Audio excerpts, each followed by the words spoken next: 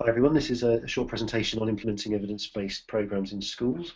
My name is Nick. I work for the Social Research Unit at Dartington, where we specialise in promoting evidence-based policy practice and programmes in children's services. I guess, as you know, there are many programmes around in schools at the moment. Some of the schools we've worked in have had more than 50 different programmes being implemented. Many of them would claim to be evidence-based, but I think it's fair to say that many of them probably aren't. We need to be clear what we mean by evidence-based programs. And to help with that, there are many databases around at the moment.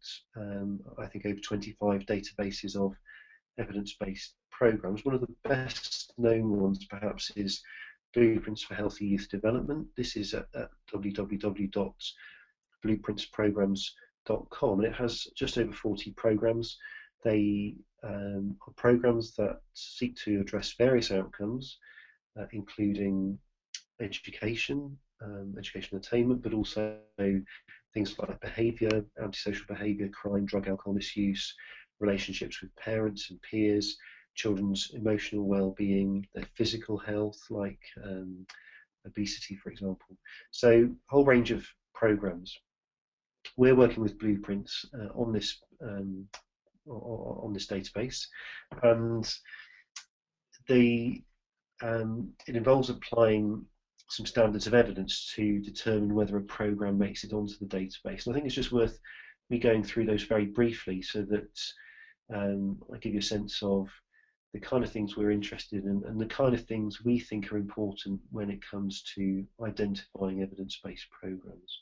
So the standards that programs have to meet to get onto this database are fourfold. The first one is really that they have to be clear what the intervention is. They have to be clear about the outcomes targeted, about the target group, about the actual components of the intervention, and about the logic, model, or theory of change that underpins the intervention.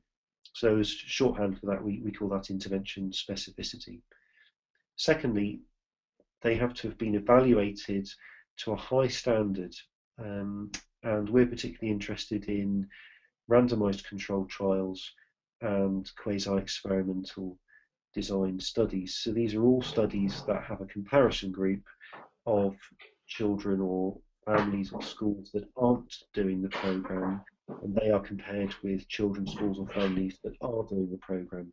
And in the case of randomized controlled trials, the distinction between those two groups is made by random allocation, which is effectively flipping a coin.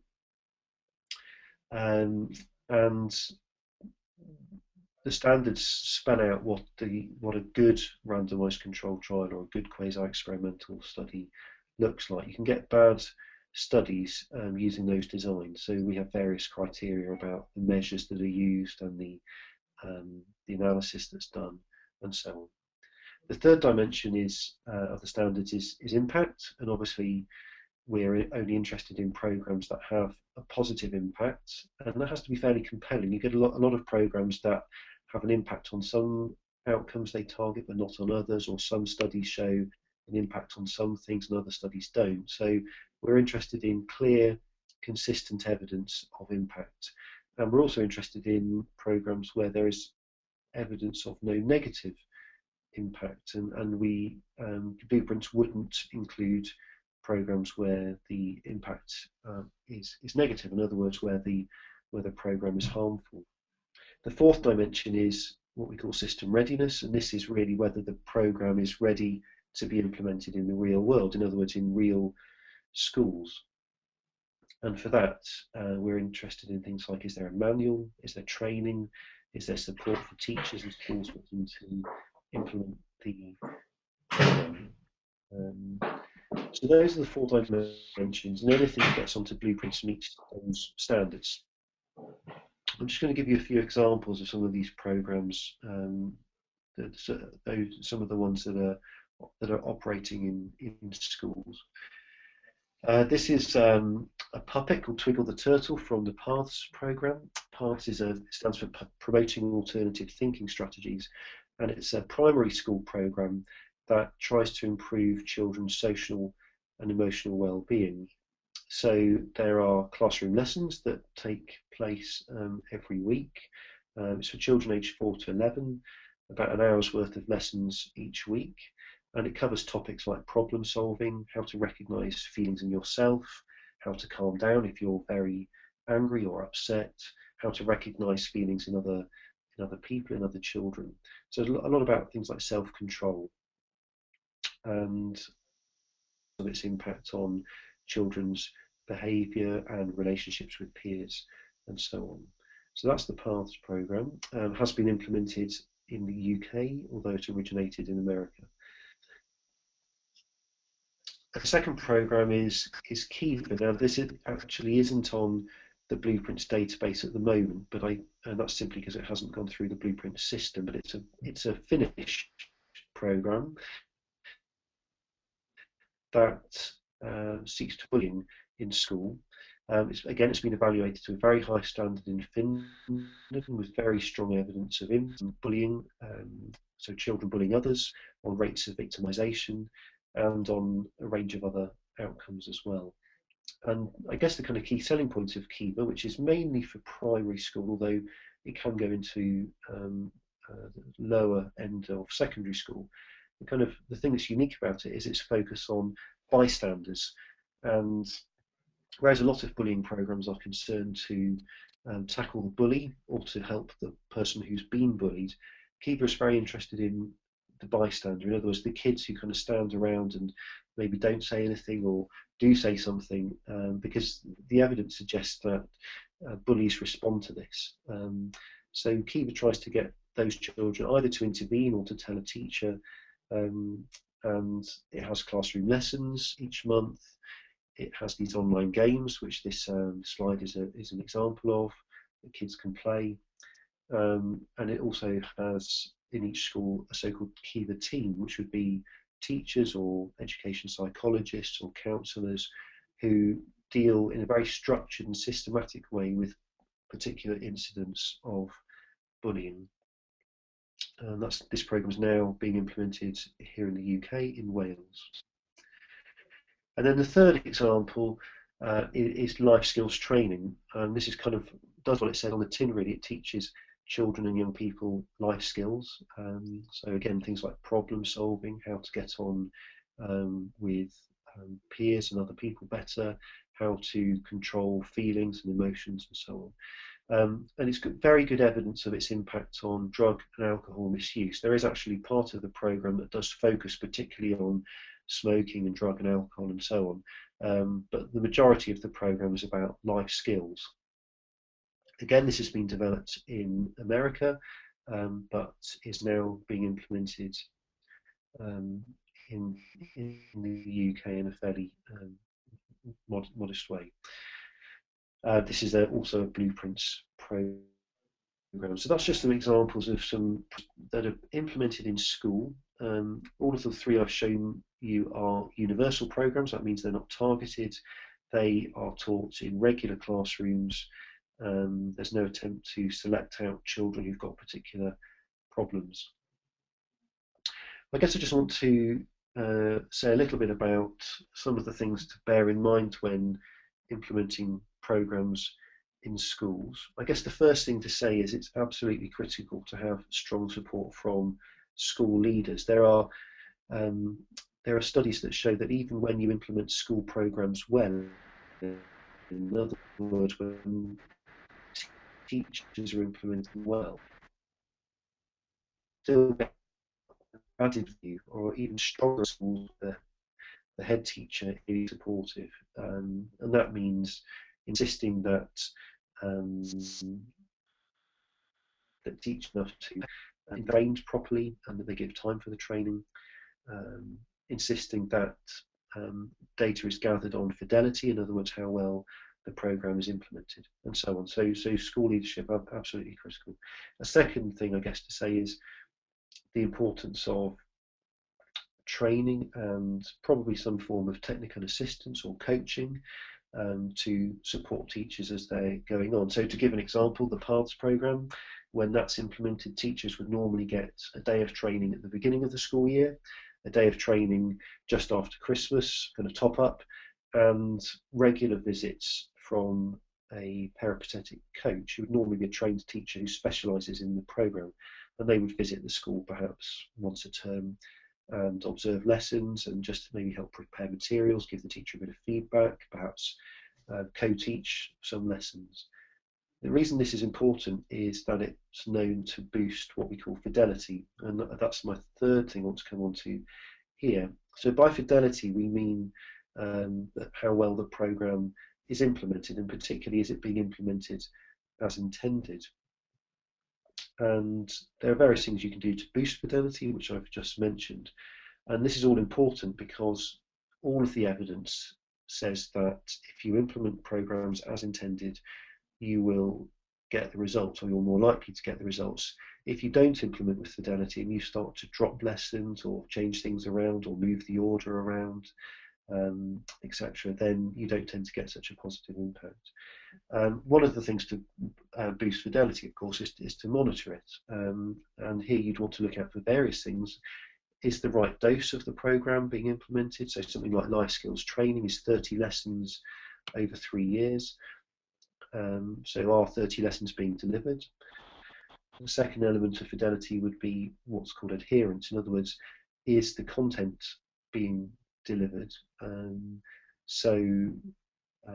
If you've got a lesson on problem solving, for example, is that lesson actually covered? Thirdly, quality, and this is a bit more intangible, I guess, and it's how well is the teacher delivering the program. And this is an important point, I guess, with these programs, that although they've all got manuals and good materials, it still takes a good teacher to teach them well. They're definitely not a shortcut, and they're definitely not for teachers just to stand up and read from a script. That would make for a really bad lesson. So you want a teacher who delivers it with warmth, with creativity, who fits it to what else is going on in the classroom or in the school day. So for example, if there's been a bullying incident at break time and you're teaching the Kiva lesson, you probably want to bring that into the Kiva lesson and not pretend it didn't happen. The fourth element of fidelity would be engagement. You want to measure in some way how engaged the kids are. Are they enjoying the lessons? Are they answering questions, and so on? And all of this with fidelity, you want to keep it really simple. So a lot of these programs would typically have a teacher self-completion checklist just to do very quickly at the end of the lesson. And occasionally you might get someone independent coming into, like a coach I mentioned with Paths, to watch a lesson. The fourth thing I want to say about implementing programs like these in schools is, I guess one of the things we have to bear in mind is what are the school leaders in particular interested in, and often they will have to be interested in things like inspection and meeting curricular requirements. They don't have much choice over those things. So the more that these programs can be clearly linked to those kind of things, the better. We recommend that that programs are mapped out in terms of curricular requirements, and where possible, the cross-curricular links are demonstrated as well. So you take the example of the Paths program. It obviously ticks some of the boxes on the PSHE curriculum, but it also, some of the lessons have good links to English, perhaps even to maths.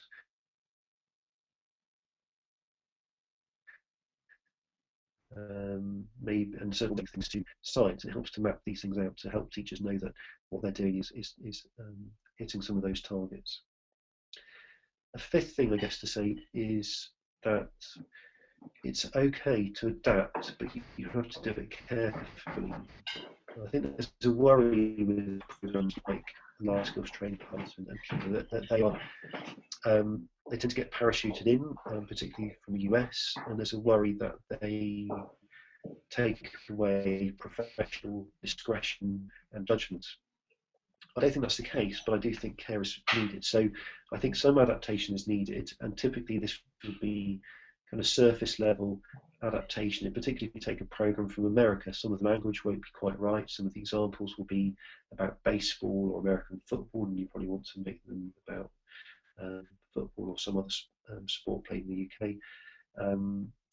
and some of the images will be inappropriate and so on. So you want to do some adaptation like that. I think that's what I call surface adaptation. And like I said earlier, you want to encourage teachers to teach these things with a degree of creativity, but I think that creativity has to be have some boundaries on it. It's not a good idea to say, as I say, to chop a lot of lessons or to change the order around. Often these things are in an order for a reason. And then 6, I guess, again, when kind of selling these programs to schools or trying to get schools to sign up to them, we have to think about what are the things that schools are interested in. I've mentioned some of them already. We know that teachers and other practitioners have often have a lot of experience, and they want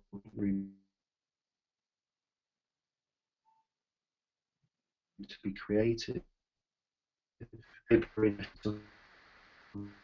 For some of these things, what these programs is the materials and the fact that you can just open up the manual and you're kind of ready to go.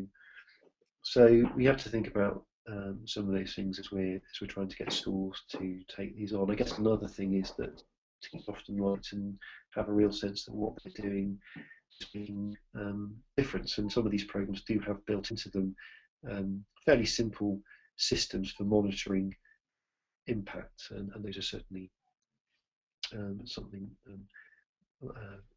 that's worth making use of. Useful.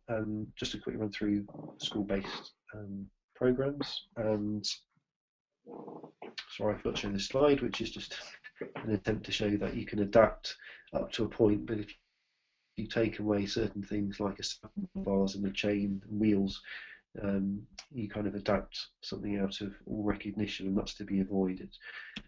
This is dartington.org.uk. That's our website. You can read about our projects.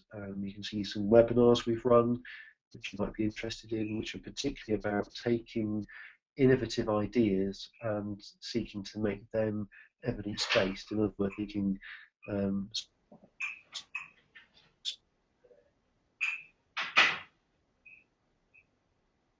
smart and trying to action is a daily usually one story every weekday on developments in prevention and implementation science. So a lot of stuff there about school-based programs. Okay, thanks very much.